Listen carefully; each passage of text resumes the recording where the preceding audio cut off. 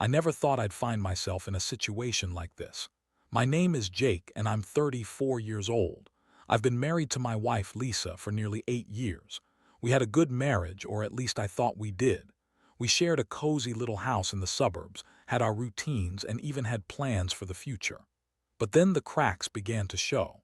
It started with small things, little changes in Lisa's behavior that seemed harmless at first. She began working late more often, saying it was for a big project at work. I didn't think much of it at the time. I trusted her completely. But then she started being vague about her plans, and her phone was always glued to her hand. I'd catch her texting with a quick glance, but whenever I asked who she was messaging, she'd brush me off, claiming it was just work stuff. I remember one particular evening when I noticed a new smell on her, something fresh and floral, not the usual vanilla scent she wore. She said it was a new perfume she bought on a whim. It was subtle, but I could tell it was just a new scent. Something felt off, but I pushed that nagging feeling aside. My best friend Mark, who had known Lisa since we started dating, started to notice the changes too. He mentioned it casually during one of our weekly game nights, suggesting that maybe I should talk to her. I waved it off, trying to convince both him and myself that it was all in my head. After all, couples go through phases, right? But deep down, the dread had begun to settle in. I became more aware of her comings and goings, and I found myself paying attention to little details that I had ignored before. The way she'd laugh at her phone, or the late-night text messages that might have seemed innocent at first, began to gnaw at me like a persistent itch I couldn't scratch. Then one day, it all came crashing down. I was cleaning out the garage when I stumbled upon an envelope filled with receipts. They were from a restaurant I hadn't heard of before, dated on nights when Lisa claimed she was working late. My heart sank as I flipped through them, each one feeling like a death knell for my sanity. I tried to reason with myself. Maybe it was just a dinner with coworkers, but the last receipt had a name written on it: Tom. I didn't recognize the name, but instinctively I knew. I needed to find out who this Tom was. It didn't take long before I found out through social media that he was our barber, my barber, the guy who had been cutting my hair for years. The realization hit me like a freight train. I felt sick, betrayed, and utterly crushed. I thought about all the times I had sat in that chair, casually chatting with Tom while he snipped away. Little did I know he was snipping away at my marriage too. That night I confronted Lisa. I could barely keep my voice steady as I laid out everything I had discovered, the receipts, the name, and my gut feeling that something was terribly wrong. When I asked her about Tom, her reaction was explosive. "Jake, how could you even think that?" she yelled, her voice laced with irritation. "You're just being paranoid." She insisted that nothing was going on, but her eyes darted away from mine, avoiding the connection that once was so strong between us. I pressed further, hoping for clarity, but I could see the walls built up around her heart. She claimed it was all in my head and that I was overreacting. It felt like I was talking to a stranger. The woman I loved was gone, replaced by someone defensive and cold. I left the room feeling like I'd been punched in the gut. The emotional fallout was immediate. I was enraged, confused, and crushed. How could she do this to me? Trust was ripped apart and I felt exposed, vulnerable, and angry. I had always been the one who believed in our love, and now I was left questioning everything, every moment, every shared laugh, every "I love you." As the days passed, I found myself spiraling. I no longer wanted to be in the same house as her. I felt like a ghost, drifting through life, haunted by the betrayal. I needed a plan. I needed to take control back. I couldn't just let this go unpunished. So I started plotting my revenge. I decided that Tom needed to pay for what he had done. It wasn't just about him. It was about sending a message. She might have betrayed me, but I was not going to sit back and let it slide. He'd cut my hair for the last time. I figured it'd be easy to ruin his reputation. I've been going to him for years. I knew the regular clients, and I could easily reach out and start some rumors. It wouldn't take much. I knew the right words to say to really plant the seeds of distrust in the community. With my heart still racing, I set my plan into motion. The first step was to reach out to some of Tom's clients. I had a list of names and numbers, and I would make sure they knew the truth about the sleazy barber who was sleeping with my wife. I was ready to burn his world to the ground. Let me know when you want to hear more. The days following my confrontation with Lisa were a whirlwind of anger and determination. I felt like a man on a mission, fueled by betrayal and a desire for justice. I wasn't just going to sit back and let Tom continue cutting hair, while he was also cutting into my life. My mind raced with ideas and possibilities. I started small.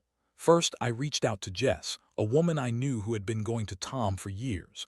We had chatted at the barbershop before, and I thought she would listen. I casually asked her about her experiences with Tom, weaving in the idea that I had overheard some troubling gossip about him. I made it sound like I was concerned for her, but it was really a tactic to see how much I could stir the pot. "Oh, really? What did you hear?" she asked, her curiosity piqued. I hesitated for a moment, but then let the words spill out. "I just heard that he's been, well, getting involved with some of his clients in a way that isn't exactly professional. You know how it is, right? Some people just can't keep their boundaries straight." Jess gasped, her eyes wide. "No way, that's awful." She seemed genuinely shocked, and I could tell the seed of doubt was planted. She began to wonder if she should even go back to Tom. As the week rolled on, I reached out to a few more clients. Each conversation went the same way. I'd drop a hint about Tom's questionable behavior, usually framing it as a concern for them. "Hey, did you hear about Tom? I heard he's been getting a little too friendly with some of his clients." It was like a domino effect. I could see the skepticism grow in their minds. I also began to monitor Tom's social media, finding little breadcrumbs that would help me paint a picture of the man he really was. I joined local groups where people shared recommendations for haircuts and barbers. It wasn't long before I started to see comments questioning his professionalism. I would contribute to the discussions, subtly pushing the narrative that he was a barber with a bad reputation. At home, things with Lisa were tense. She tried to act as if nothing had happened, but I could see through the facade. The guilt gnawed at her. I also noticed that she was more cautious about her phone usage, a clear sign that she was feeling cornered. Whenever she received a text, she'd jump up and leave the room to respond. It was as if she was trying to hide something from me. One evening, I returned home after a particularly successful day of spreading rumors. I felt invincible. I walked in to find Lisa sitting on the couch, her eyes glued to her phone. She looked up when I entered, a nervous smile on her face. "Hey, how was your day?" "Not bad," I replied, trying to sound casual. "How about you?" Same old," she said, but I could sense the tension in her voice. I knew she was hiding something.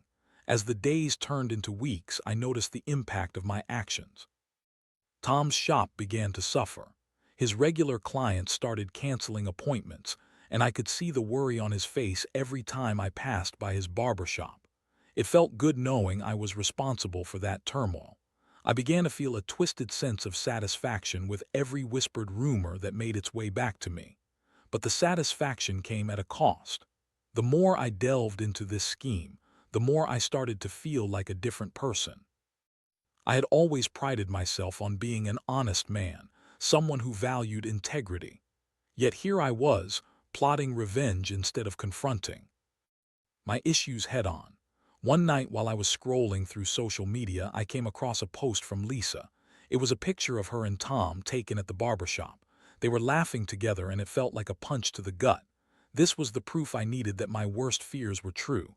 I felt rage boil inside me, and I immediately confronted her. "Why the hell was this posted?" I demanded, shoving my phone in her face. Her eyes widened in shock. "Jake, it's not what you think. We were just taking a photo for fun." "Fun? Really, Lisa, you call this fun?" I could feel the anger bubbling over. "You need to stop lying to me." She took a deep breath, her facade slipping away. Okay. Maybe it wasn't just a friendly photo, but it doesn't mean we're having an affair." That was the moment I realized I was at a crossroads. Part of me wanted to keep digging, to find more ways to ruin Tom's life, but another part of me started to feel exhausted. I was playing a dangerous game, and the stakes were getting higher. Was it worth sacrificing my own values for revenge? I needed to think long and hard about my next move. Revenge was intoxicating, but it was also consuming me. I had to decide if I wanted to keep going down this path or find a way to reclaim my life without letting anger dictate my choices. Let me know when you want to continue. As I sat there, the weight of my choices pressed down on me. The confrontation with Lisa had opened a floodgate of emotions. Anger, betrayal, confusion. It was all swirling inside my head like a storm. I felt like I was losing myself in this quest for revenge. I knew I had to reevaluate my plan. This wasn't just about punishing Tom anymore. It was about what I wanted for myself and my marriage. In the following days, I found myself slipping into a darker state. I was consumed by thoughts of revenge, and it was starting to affect my work and friendships. Mark, my best friend, noticed my change in demeanor. I confided in him about what was going on, and he listened without judgment, but I could tell he was concerned. "Jake, I get that you want to make him pay, but is this really you?" He asked one night over beers. "You're not the kind of guy who stoops to this level." His words hit me like a ton of bricks. I had always prided myself on being the moral compass in our friend group. I was not a vengeful person, and yet here I was, plotting a downfall.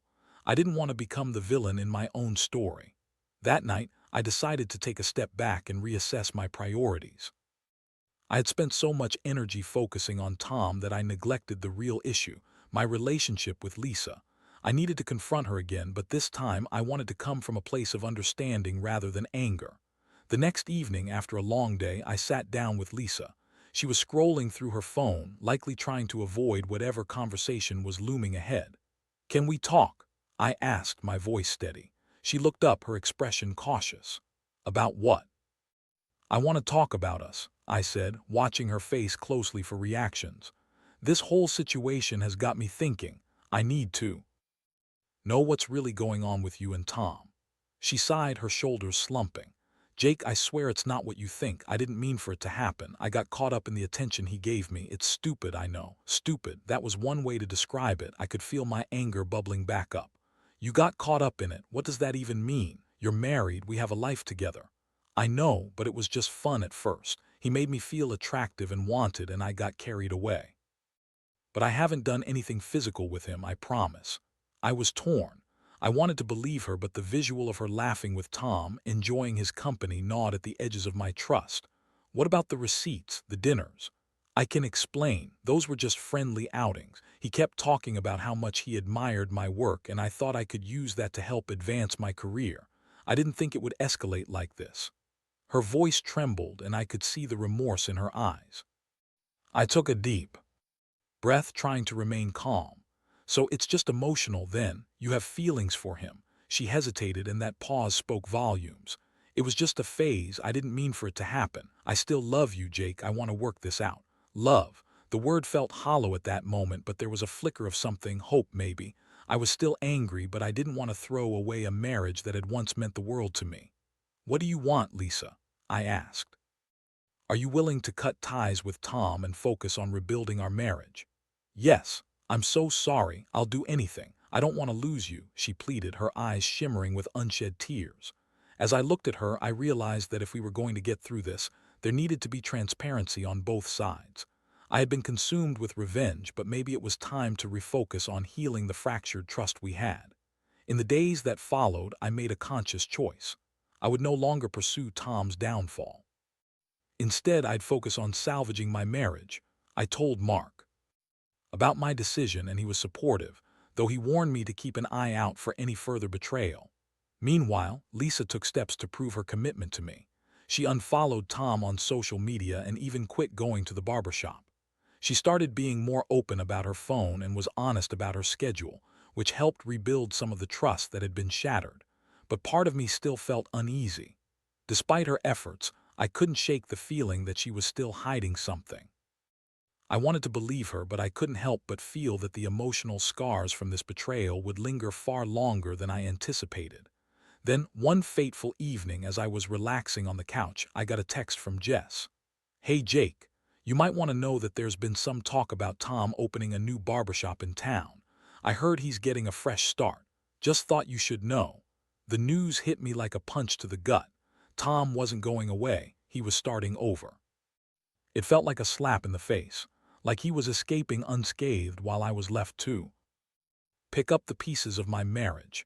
I needed to decide if I could truly forgive or if I would forever be haunted by her betrayal and by him. Let me know when you want to continue. The news about Tom opening a new barbershop hit me like a freight train.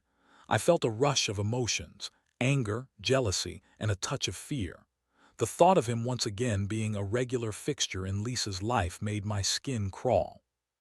I had made a conscious choice not to pursue revenge, but Tom's presence looming back into our lives threatened to unravel all the progress Lisa and I had made. That night, I laid in bed, staring at the ceiling, wrestling with my thoughts. I wanted to believe Lisa when she said she'd cut ties with him, but a small voice in the back of my mind kept whispering doubts. She had already deceived me once. How could I be sure she wouldn't do it again? The next day, I decided to pay Tom's new shop a visit. I didn't plan on getting a haircut. I just wanted to see how he operated and how he interacted with his clients. I knew I had to face him, but I also needed to gauge his demeanor. I parked my car down the street and waited for a few minutes before heading inside. The place was bright and modern, a complete overhaul from his old shop. It had a fresh vibe, and I could see why people were drawn to it. I hesitated as I stepped inside, the familiar sound of clippers buzzing filling my ears. I stood awkwardly by the door, watching him interact with clients. He had transformed into a charismatic salesman, effortlessly charming everyone in the room. As I stood there, I noticed that he seemed to be even more confident than before.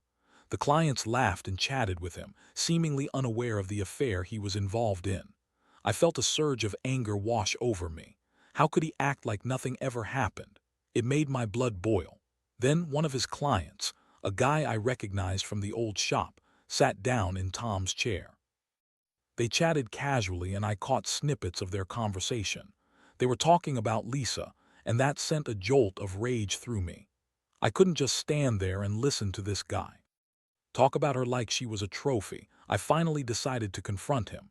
I strode over, my heart racing, and said, "Tom, can we talk?" His smile faltered as he recognized me. "Jake, what a surprise. Cut the pleasantries. I know what you did with my wife," I said, my voice low and firm. The clients in the shop shifted uncomfortably, sensing the tension rising. "Hey man, let's keep this civil," he said, trying to diffuse the situation. "It was just a mistake." "A mistake?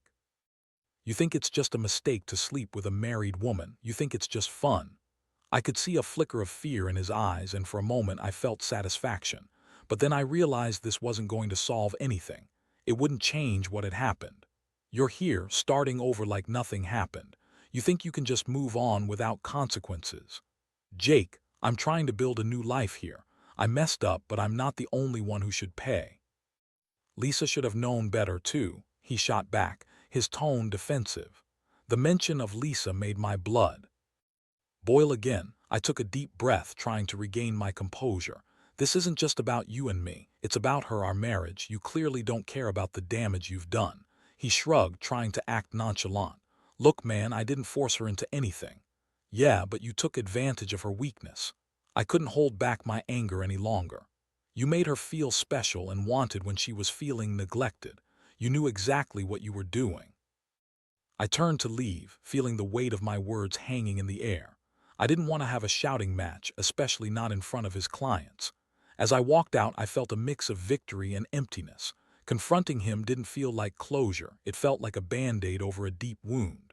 Back home, I found Lisa sitting at the kitchen table, engrossed in her phone. She looked up when I walked in, and the look on her face told me she could sense something was off. "How did it go?" she asked tentatively. I paused, trying to collect my thoughts.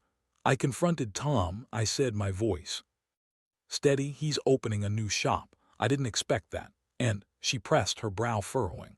"I told him he needs to be held accountable for what he did," I replied. "But it didn't change anything. He's still going to be around." Lisa stood up, her face a mix of concern and relief. "Did he say anything about me? About what happened?"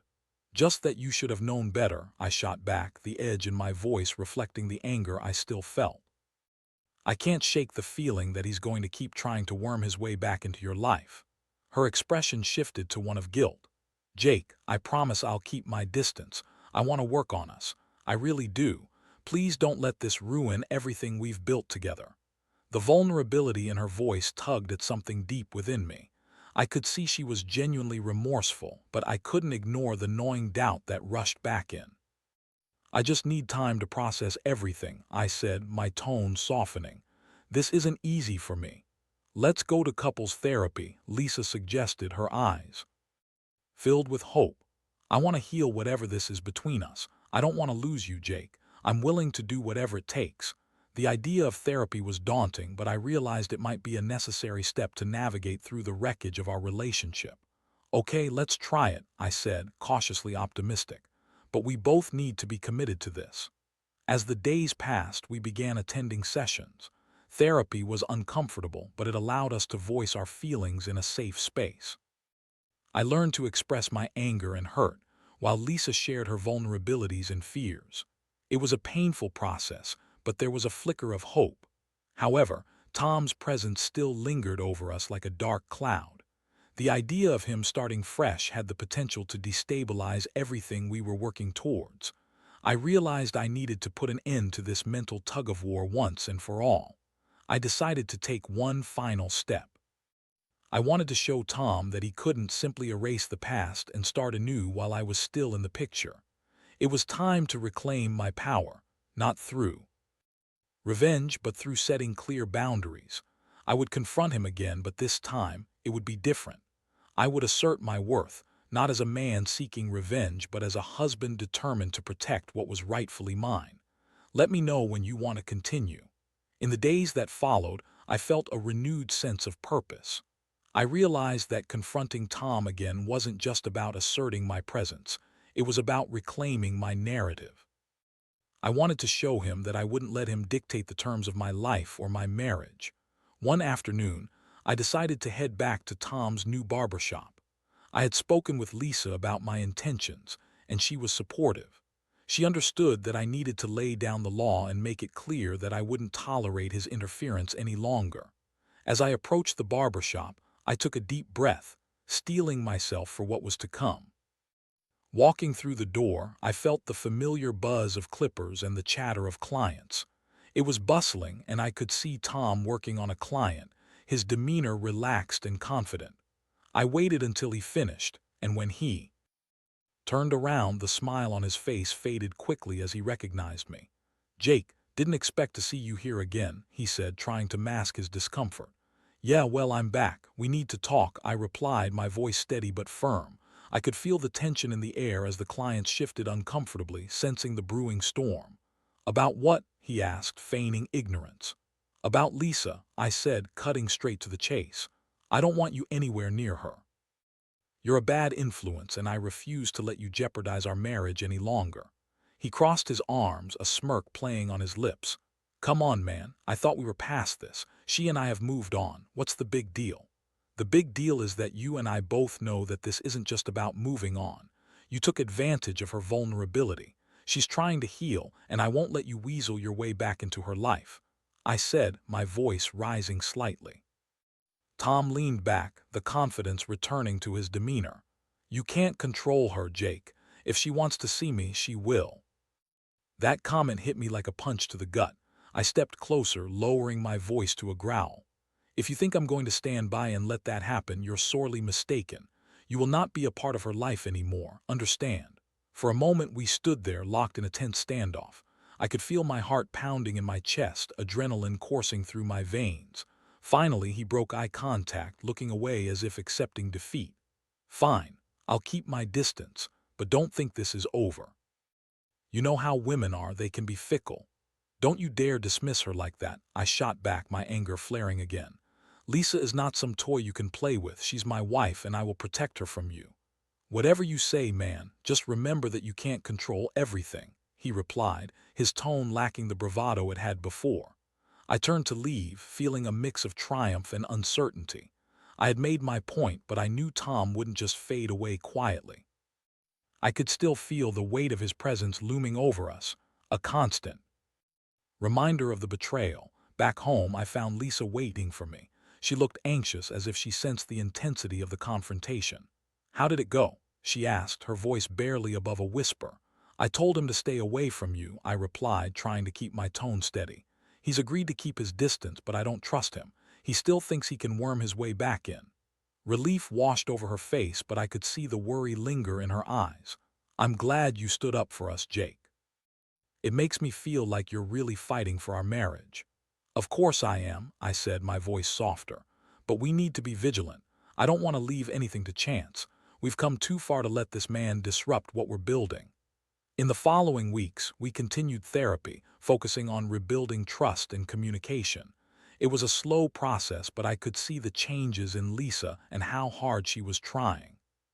She was more attentive, more open, and genuinely committed to making things work. But I couldn't shake the feeling that Tom was still lurking in the background, waiting for an opportunity to reinsert himself into our lives, and he didn't take long to strike. One evening, as we were winding down from dinner, I received a text from Mark. "Hey, did you hear the news? Tom's been telling people you're the crazy husband who can't let go. He's spreading rumors about you." Rage boiled inside me again as I read the message. "That son of a bitch," I shouted, slamming my phone down on the table. "What's wrong?" Lisa asked, her expression turning to concern.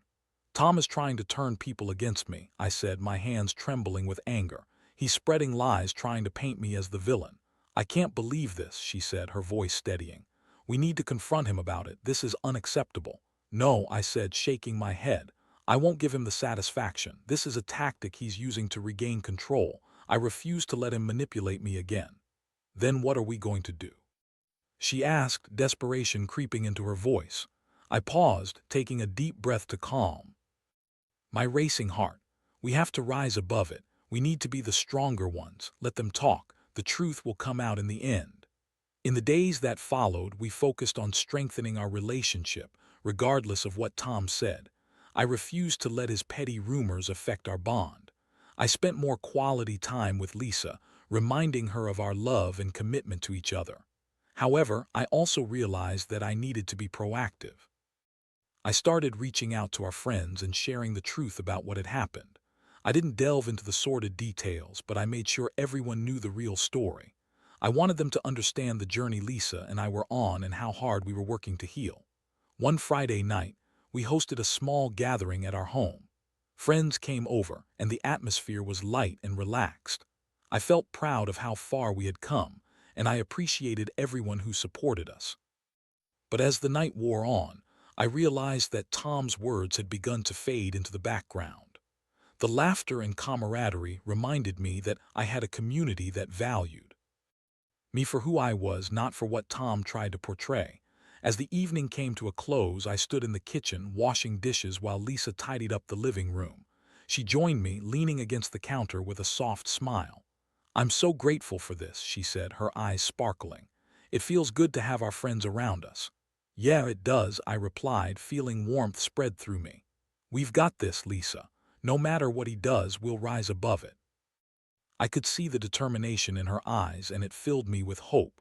We had faced darkness together, but we were coming out the other side stronger. I knew there would be challenges ahead, especially with Tom lurking, but I was ready to face them head on. Our marriage might have been shaken, but it was far from broken. Together, we could navigate the storm and emerge victorious, leaving behind the chaos that the past had brought. Let me know when you're ready to hear the final part. As the weeks turned into months, the dust of our turbulent past began to settle. Lisa and I worked hard to rebuild our relationship, attending therapy regularly and focusing on strengthening our connection.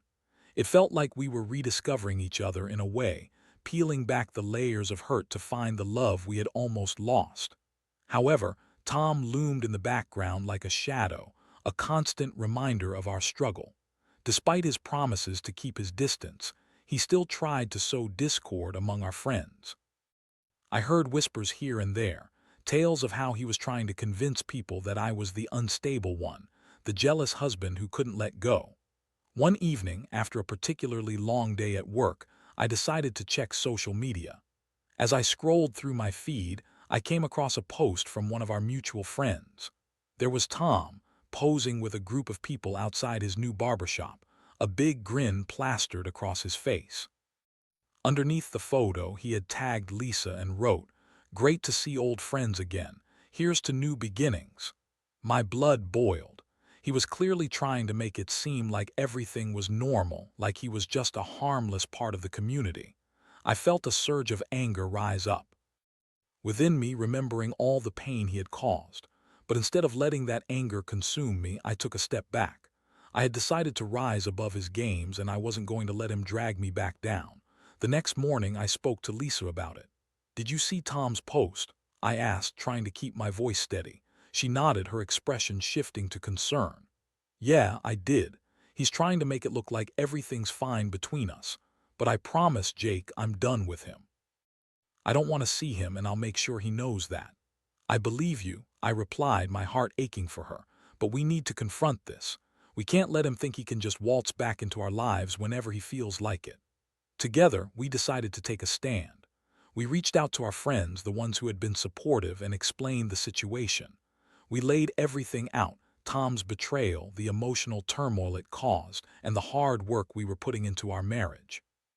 We wanted them to understand that we were committed to each other and that Tom was not welcome in our lives anymore. To our relief, our friends rallied around us, offering support and understanding. They reassured us that they stood by our side, and some even cut ties with Tom after hearing the full story. It felt good to have that backing, to know that we weren't alone in this. As the months continued to pass, I found myself growing more confident. Lisa and I attended couples therapy diligently, and I could see the walls we had built around our hearts begin to crumble. We started to communicate better, sharing our fears and dreams openly. Then one evening, as we sat on the couch watching a movie, I turned to Lisa. "You know, I never thought we'd make it through all of this," I said softly. She smiled, her eyes gleaming with affection. "Neither did I, but we did. We're stronger now, Jake. I feel like we've come out the other side." Her words struck a chord within me. I realized that the journey hadn't just been about confronting Tom, it was about confronting ourselves. We had both faced our insecurities and fears, and we had come together to build something more profound than we had before. One afternoon, while I was working from home, I decided to take a walk to clear my mind. As I strolled through the neighborhood, I found myself passing Tom's barbershop.